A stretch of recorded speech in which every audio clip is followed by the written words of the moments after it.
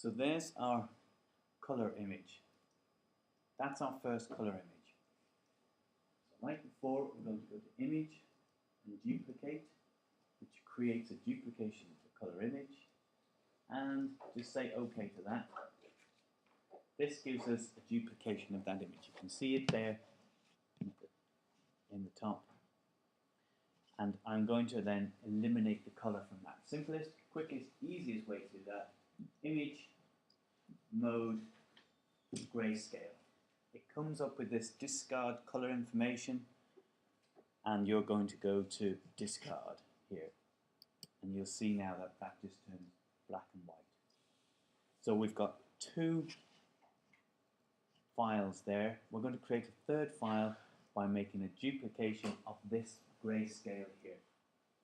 Again, go back to image, mode, image duplicate, beg your pardon. Image duplicate, and then say OK, and that gives you a third document there.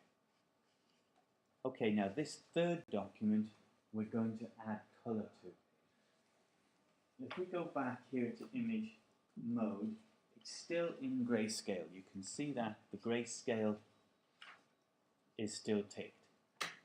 Now I can't add color to it whilst it's a grayscale document, so I have to go back and check the RGB color in there.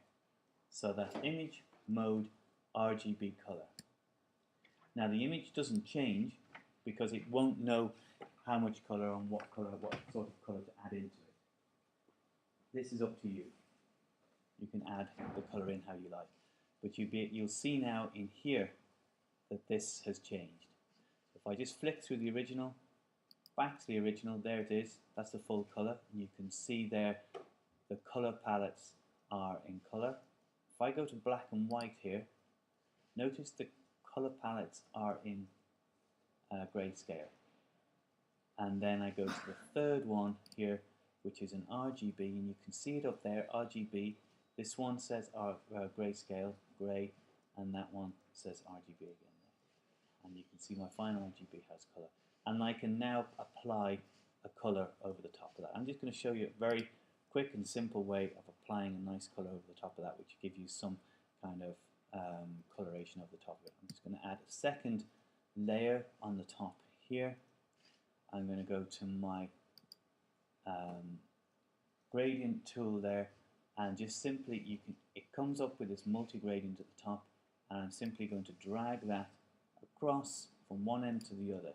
It'll give me the multicolored view across the top. In the layers palette then, click normal and change that to color, and there you've got a kind of a rainbow colored set of flowers. So that's your own coloration. So there you go. 1, 2, 3. In the last step, what did you went in layers and then